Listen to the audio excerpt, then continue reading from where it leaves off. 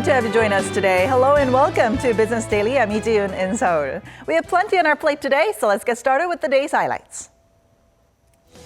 Despite Korea's overall unemployment rate falling last month, things are still bleak for young job seekers as the youth unemployment rate hits a record high for the month of April. With the Bank of Korea's monetary policy meeting coming up on Friday, will the central bank lower the interest rate even further or hold it steady for now? We'll sit down with an expert to find out more.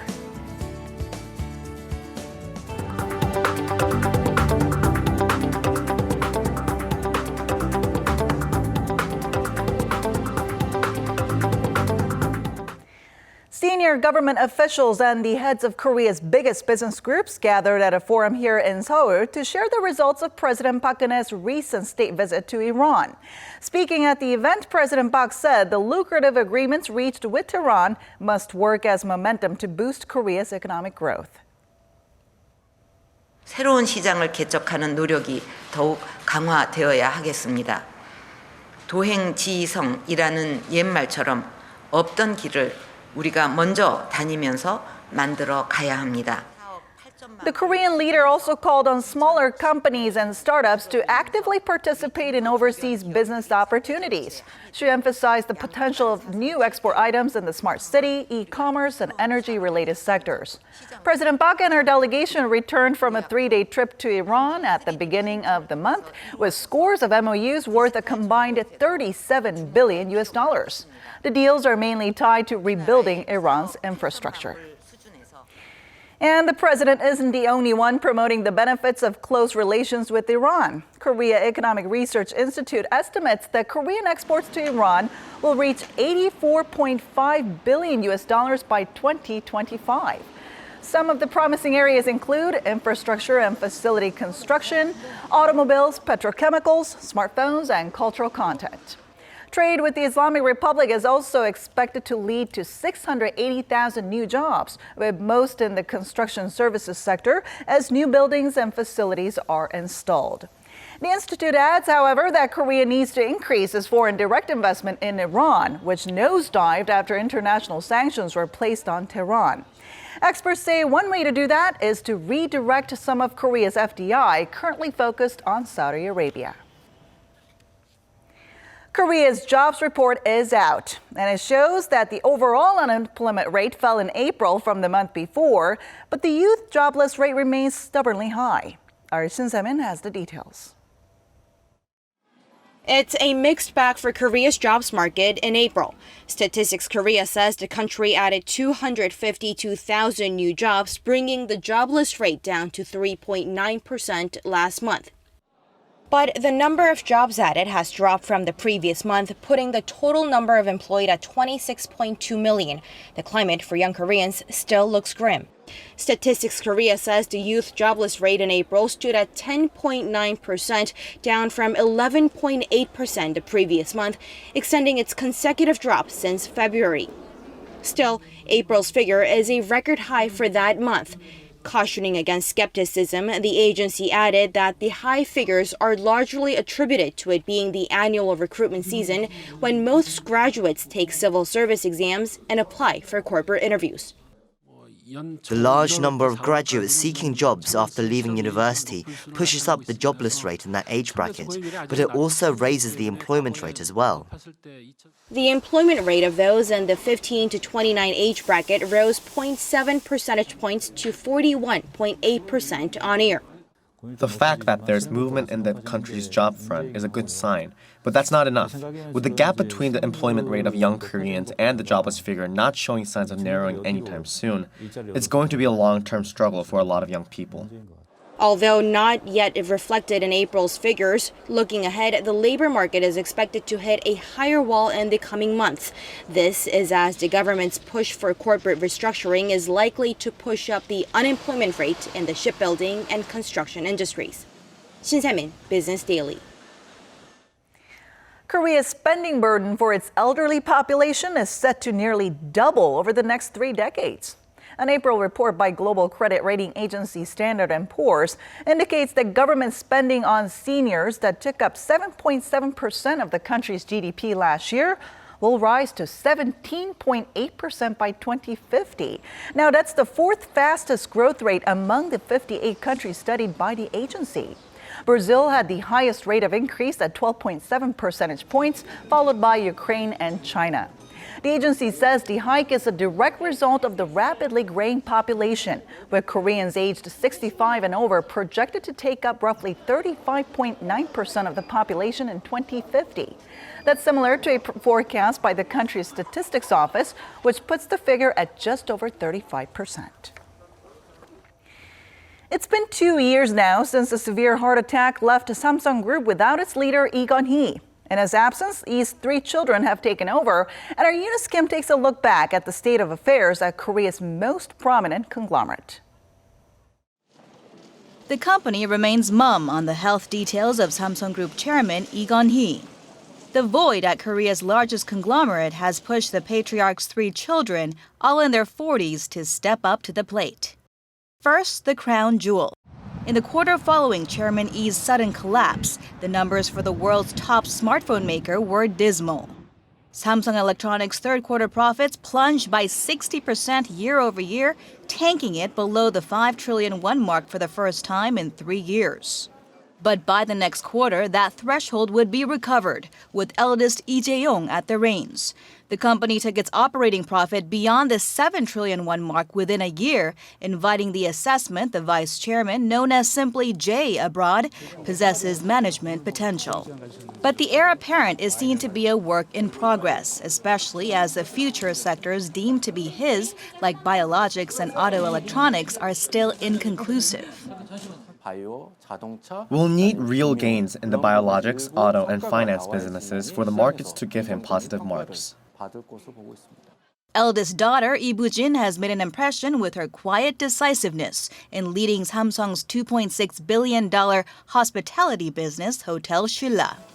Its winning bid last year with Hyundai Development for a coveted in-city duty-free license has put it on equal footing with number 1 Lotte. Last week, the company credited the 45-year-old businesswoman for securing an agreement with LVMH to place its brands at her Yongsan iPark establishment in a face-to-face meeting with the luxury good giant's chairman. Nonetheless, profits and Hotel Shilla's stock price have been down from 2 years earlier, amid concerns that the duty-free sector was overheated. Second daughter Lee Jae-yong, a president of Samsung C&T's fashion division, has her work cut out for her, including fulfilling a pledge to quintuple revenue to 10 trillion won by 2020, this amid rumors of further sell-offs within C&T. Over the past 2 years, Samsung Group has shed 7 companies as it focuses on core industries while managing a soft landing. But it remains to be seen whether the group's third generation will be able to secure an unrivaled strength, as their father was able to do. Eunice Kim, Business Daily.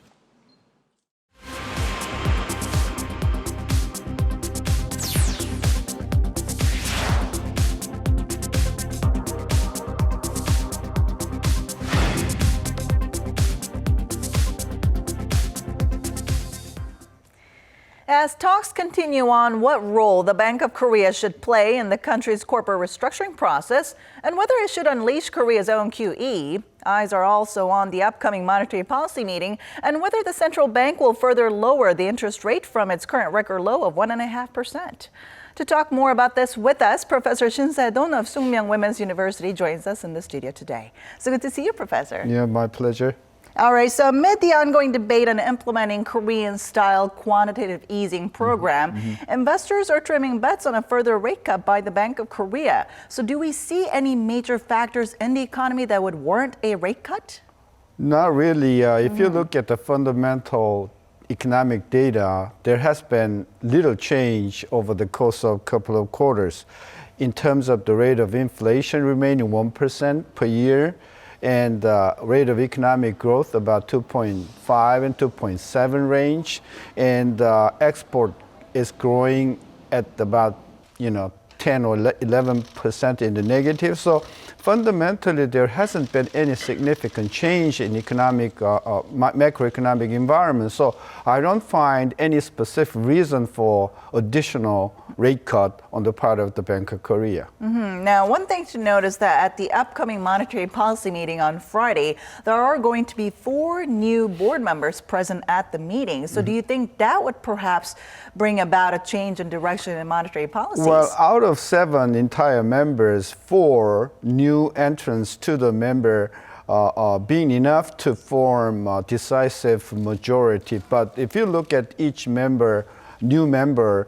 they came from different backgrounds. Mostly they are academician coming from research institute, but they have different academic fields in terms of economics or management science. So a variety of backgrounds, I think it's difficult for them to form majority to change the course of the Bank of Korea monetary policy. So I think we have to wait at least until in a couple of months for them to express their own individual views. So far, I think from now on until maybe a couple of months down the road, I think the majority opinion is going to be governed by the governor and the vice governor of Bank of Korea. All right. Then now shifting back a little bit again, do you think we'll see an additional rate cut within this year? Well, that crucially depends upon what's going to happen in the United States in June. Or there's expected meeting FRB meeting. FOMC meeting in June, and a couple of months ago, majority of analysts believe that the United States will raise for sure in the month of June, but the situation changes because economy in the U.S. is not picking up dramatically, so slowly changing the percentage probability to raise. But if the U.S. rate goes up this June, there's a little chance for the Bank of Korea to raise it. So we have to see, I think there's a 50% that U.S. will raise the rate. And if the U.S. raises the rate, I think in Korea, the rate won't be changed down until the end of the year. Yeah. All right. Well, recently the Finance Ministry and the Bank of Korea agreed to increase the capital base of policy banks to help carry out the country's massive restructuring. Now, can you tell us more about the recent developments and what are the biggest sticking points? Well, at the center, there's a shipbuilding industries and the marine transportation industry, which have been incurring tremendous amount of losses. And on top of kind of astronomical debts already, a couple of years of bad performances in those two industries, such as shipbuildings and marine transportation. The real problem is the majority of the debt to that two industries are coming from government special banks, and the extent of the losses and involvement is such a huge extent that the capital base of the government special banks are in the brink of erosion. So the government needs to replenish capital base of those government special banks, which is KDB and the Exim Bank. But the problem is where the money comes from. The government wants the Bank of Korea replenishes the capital, but the Bank of Korea is reluctant because according to the law of Bank of Korea, it is not possible for the bank to participate in the capital involvement. So Bank of Korea prefers to make a lending to that special banks, but there has been some kind of differences of opinion as to how the Bank of Korea help those two government special banks. And now going along with that, there are questions over whether the Bank of Korea's independence is being challenged. So do you see any problems arising from some of the measures proposed? Some of criticism pointed out that the autonomy of the Bank of Korea is at the issue. But to me, autonomy of the Bank of Korea is not the real issue. Real issue is, first, the restructuring of shipbuilding industry, That is the crucial issue. And the second most important issue is restructuring of the government special banks.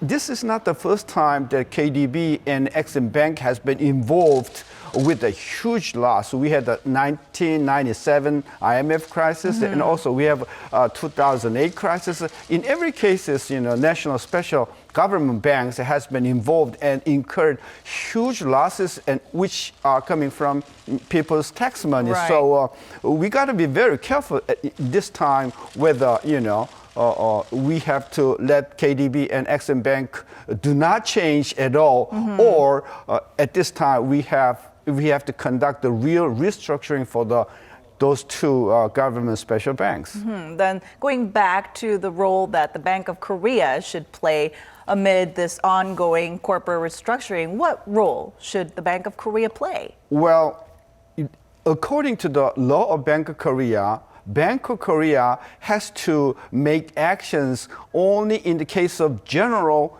catastrophic situation. So in this instances of marine industries, marine transportation, and shipbuilding industry, it is pretty significant troubles, but it is not, to the extent of a general catastrophic, situation. So I think the role of the Bank of Korea at this moment should be left behind the role of the government, role of the fiscal policy, and only in the case when the government policy is not enough, I think that there should be the room for the Bank of Korea to participate. All right, we'll definitely look forward to what comes out of the Friday's meeting. Thank you so much for coming in today, Professor. Thank you.